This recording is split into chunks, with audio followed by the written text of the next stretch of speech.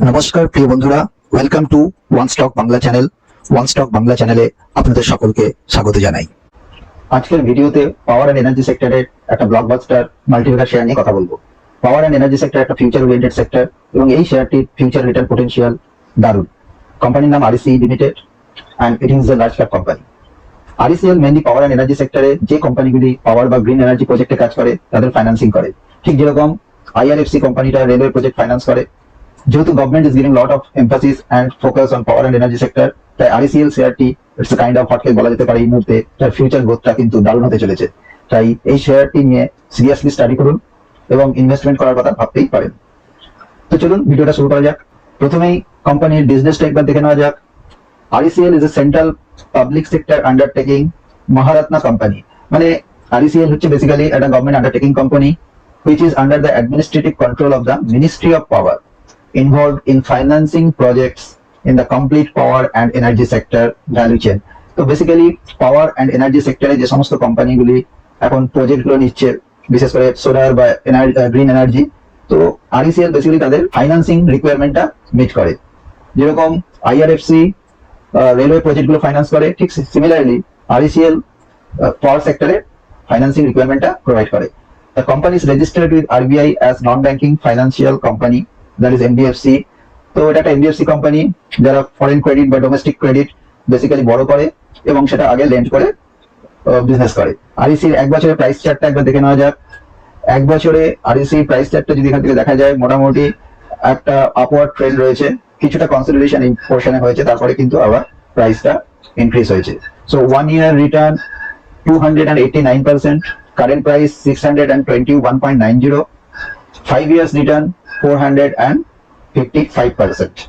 তো এটা খুবই ভালো একটা return.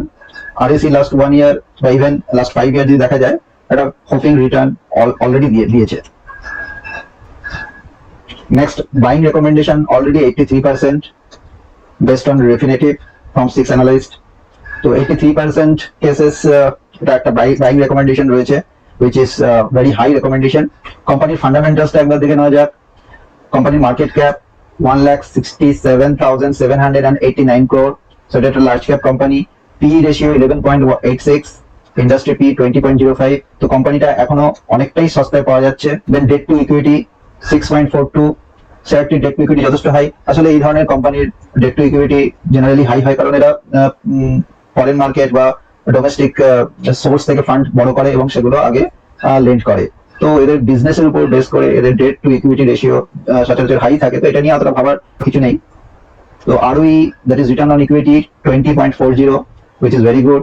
Earning per share 53.72, company ডিভিডেন্ডও প্রোভাইড করে 2.51%। নেক্সট, কোম্পানির ফাইন্যান্সিয়ালস যদি লাস্ট 5 years প্রফিট দেখা যায়, 2019 5741 crore, 2020 কিছুটা কমেছিল ডিউ টু কোভিড, তারপর কিন্তু দেখা যাচ্ছে 8378, দেন 10036 crore, দেন 11167 crore।